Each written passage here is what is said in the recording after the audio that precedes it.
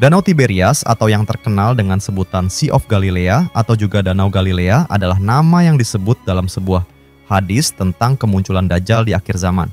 Berada di bagian utara Israel, Danau Tiberias letaknya berada di dekat dataran tinggi Golan, berjarak 30 km di sebelah timur kota Nazaret. Danau ini menjadi sumber pasokan air bersih bagi warga Israel dan Palestina. Danau Tiberias ini dikaitkan dengan salah satu tanda kiamat, yaitu munculnya Dajjal dan kelak akan meminum air dari danau ini hingga habis. Hal ini sebagaimana diriwayatkan hadis sahih dari Nawas bin Sam'an. Setelah itu Nabi Isa putra Maryam didatangi oleh sekumpulan orang yang dilindungi Allah Subhanahu wa Ta'ala dari Dajjal. Lalu ia mengusap wajah mereka dan memberitahukan kepada mereka mengenai derajat yang akan mereka peroleh di surga. Di saat seperti itu, Allah mewahyukan kepada Nabi Isa yang isinya, "Sesungguhnya aku akan mengeluarkan hamba-hambaku yang tidak terkalahkan oleh seorang pun dari manusia. Oleh karena itu, selamatkanlah hamba-hambaku ke sebuah bukit." Kemudian Allah mengeluarkan Ya'juj dan Ma'juj. Mereka turun ke segala penjuru dari tempat yang tinggi. Quran Surah Al-Anbiya ayat 96. Rombongan pertama dari mereka melewati Danau Tiberias, lalu meminum semua airnya. Kemudian rombongan yang terakhir mereka lewat dan berkata, "Di tempat ini dahulu ada air." Ketika itu, Nabi Isa dan para sahabatnya terkepung, hingga pada saat itu kepala sapi bagi mereka lebih berharga daripada uang 100 dinar sekarang ini. Kemudian Nabi Isa dan para sahabatnya berdoa kepada Allah agar dia membinasakan Ya'juj dan Ma'juj, maka Allah mengirimkan kepada mereka penyakit hidung, mengandung ulat. Seperti yang melanda hewan ternak yang mengenai leher-leher mereka, maka mereka semua mati seperti matinya seorang jiwa. Hadis riwayat Muslim. Hadis ini menguatkan hadis lain yang diriwayatkan dari Fatimah binti Qais tentang kisah mengeringnya air Danau Tiberias. Danau seluas 106 km persegi ini memiliki kedalaman hingga 43 meter. Saat ini, danau yang terletak di wilayah Palestina dan Suriah ini telah dikuasai oleh Israel. Danau Tiberias memiliki sejarah penting bagi kaum Yahudi, penganut agama Islam, dan juga Kristen. Dalam khazanah Islam, Danau Tiberias cukup populer. Danau ini dalam bahasa Arab disebut dengan Danau Tabariyah. Nama danau ini begitu familiar karena dikaitkan dengan tanda kiamat. Konflik di wilayah sekitarnya juga menjadikan danau ini kerap diperbincangkan. Danau Tiberias secara geografis masuk di wilayah Palestina dan Suriah. Namun, secara politis atau de facto, kini dikuasai Israel. Mengutip Republika, Danau Tiberias terkadang disebut juga dengan nama Laut Al-Jalil atau Danau Al-Jalil. Dalam buku Kiamat Sudah Dekat, oleh Dr. Muhammad Al-Arifi seperti dikutip Republika, danau ini terletak di utara Palestina yang menjadi muara sungai Yordania. Airnya mengaliri seluruh kawasan delta Yordania. Panjang Danau Tiberias adalah 23 km lebar 13 km. Dan kedalamannya tidak lebih dari 44 km. Danau ini 210 meter lebih rendah daripada permukaan laut. Danau ini secara geografis masuk di wilayah Palestina dan Suriah. Namun secara politis atau de facto, kini dikuasai Israel. Menjelang hari kiamat nanti, air Danau Tiberias disebut Rasulullah Shallallahu Alaihi Wasallam akan disedot habis oleh Ya'juj dan Ma'juj. Dari An-Nuwas Rasulullah Shallallahu Alaihi Wasallam bersabda, "Kemudian Allah Subhanahu Wa Taala mengeluarkan Ya'juj dan Ma'juj. Mereka turun dengan cepat dari bukit-bukit yang tinggi.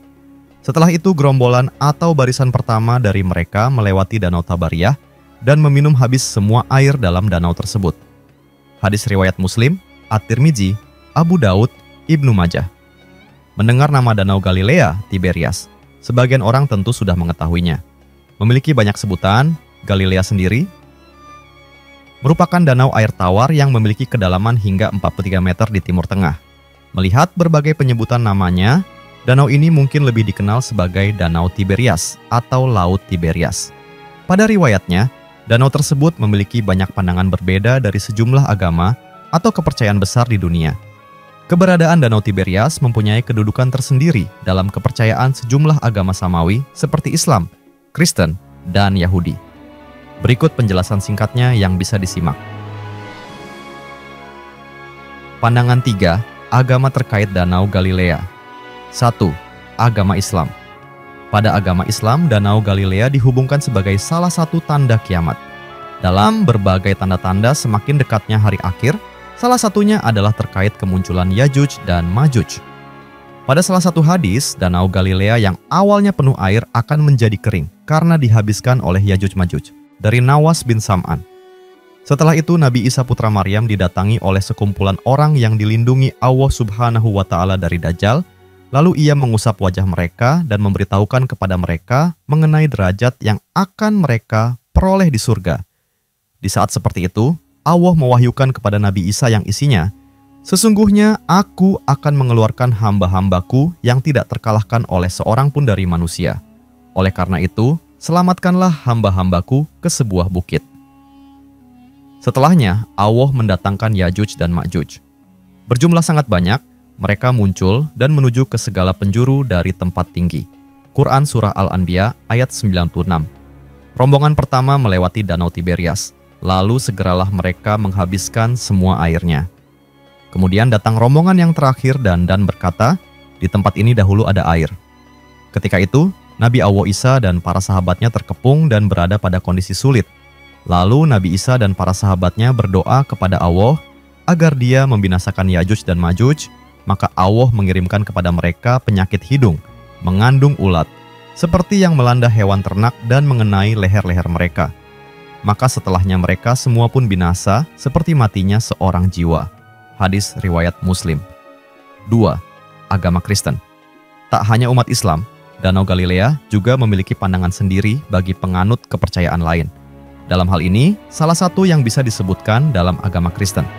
Berbeda dengan pandangan Islam, pemeluk Kristen mempercayai Danau Galilea sebagai tempat penting yang berhubungan dengan Yesus.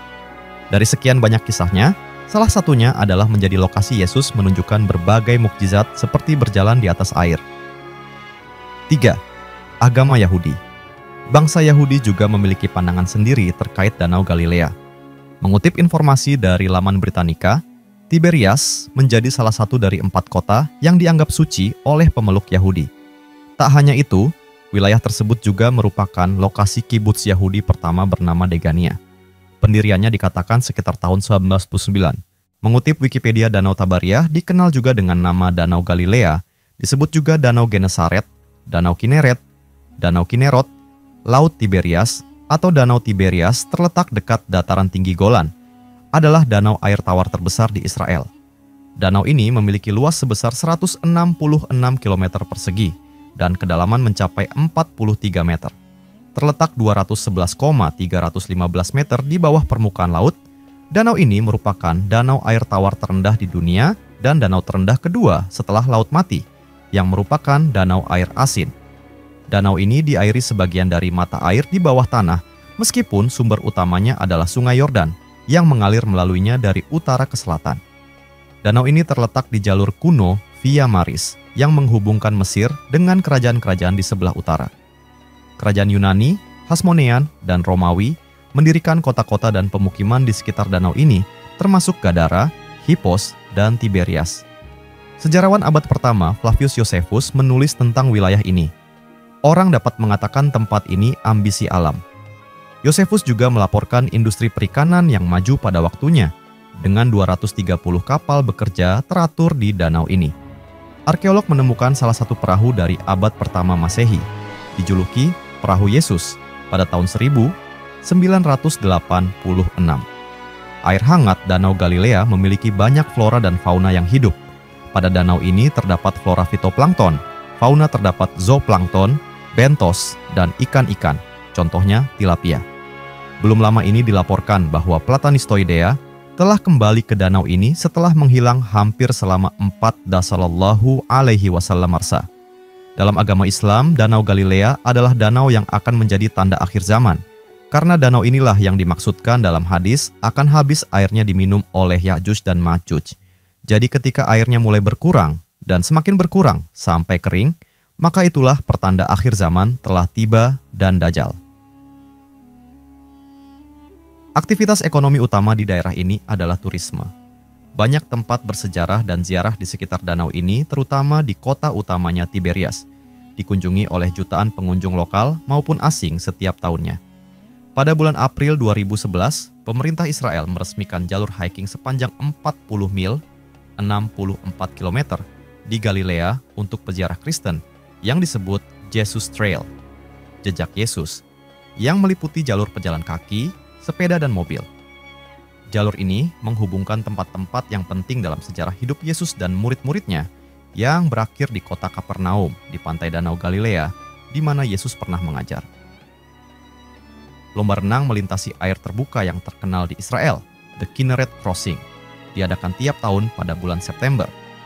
Para turis juga dapat membangun rakit di Lavnun Beach yang disebut Rhapsodia. Di sini banyak orang dari segala usia bersama-sama membuat rakit dengan tangan dan kemudian menggunakannya berlayar melintasi Danau Kinneret.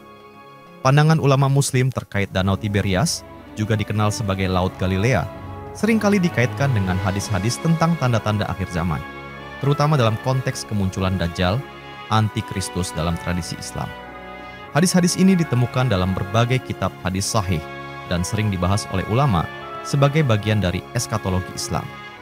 Hadis tentang Danau Tiberias dan akhir zaman. Salah satu hadis yang paling sering dikaitkan dengan Danau Tiberias dalam konteks akhir zaman adalah yang diriwayatkan oleh Imam Muslim dalam Sahih Muslim. Hadis ini menceritakan kisah Tamim Ad-Dari, seorang Kristen yang masuk Islam setelah mengalami pertemuan dengan makhluk misterius bernama Al-Jassasah. Dalam hadis ini disebutkan bahwa Tamim bertemu dengan Dajjal yang terikat di sebuah pulau. Dajjal menanyakan tentang kondisi Danau Tiberias, salah satunya mengenai apakah danau tersebut masih berair. Berikut bagian penting dari hadis tersebut. Dajjal bertanya tentang Danau Tiberias dan diberitahu bahwa danau tersebut masih berair. Dajjal kemudian mengatakan bahwa danau itu akan terus menyusut sampai akhirnya mengering, dan ini merupakan salah satu tanda dekatnya akhir zaman. Tafsir dan penafsiran ulama. Banyak ulama yang menafsirkan hadis ini sebagai indikasi bahwa menyusutnya air Danau Tiberias adalah salah satu tanda besar menjelang kemunculan Dajjal dan peristiwa-peristiwa besar di akhir zaman. Beberapa tafsir umum dari para ulama mengenai Danau Tiberias dalam konteks akhir zaman antara lain. 1. Tanda kemunculan Dajjal. Dalam banyak penafsiran, menyusutnya air Danau Tiberias dianggap sebagai salah satu tanda kemunculan Dajjal. Ketika danau ini benar-benar kering, itu menunjukkan bahwa waktu kemunculan Dajjal sudah sangat dekat. 2. Tanda-tanda fisik. Beberapa ulama juga mengaitkan penurunan volume air Danau Tiberias dengan tanda-tanda perubahan alam yang terjadi di akhir zaman, seperti kekeringan, kelaparan, dan perubahan cuaca ekstrim. 3. Menghubungkan dengan perubahan ekologi modern. Beberapa ulama kontemporer mencoba mengaitkan fenomena ini dengan perubahan iklim dan krisis air yang dihadapi banyak wilayah di dunia, termasuk Danau Tiberias. Mereka melihatnya sebagai tanda-tanda yang bisa jadi merupakan bagian dari skenario akhir zaman yang dijelaskan dalam hadis. 4. Posisi simbolik dan spiritual. Selain tafsir fisik, beberapa ulama menekankan bahwa kondisi Danau Tiberias mungkin juga melambangkan kondisi spiritual manusia pada akhir zaman, di mana manusia mulai kehilangan iman, diumpamakan sebagai air yang mengering seiring dengan semakin mendekatnya hari kiamat. Pandangan kontekstual. Danau Tiberias, yang juga memiliki signifikansi bagi agama Yahudi dan Kristen, memang mengalami penyusutan air dalam beberapa dekade terakhir, yang dipicu oleh eksploitasi air dan perubahan iklim. Bagi sebagian orang, fenomena ini mungkin dianggap sebagai validasi dari prediksi eskatologis yang disebutkan dalam hadis. Namun, ulama juga mengingatkan agar umat Islam tidak terlalu terfokus pada tanda-tanda fisik semata, melainkan lebih kepada persiapan spiritual dan amal soleh dalam menghadapi akhir zaman. Dalam eskatologi Islam, tanda-tanda akhir zaman, termasuk fenomena Danau Tiberias, hanyalah sebagian dari rangkaian peristiwa yang akan mengantarkan umat manusia menuju masa-masa penuh ujian sebelum datangnya hari kiamat.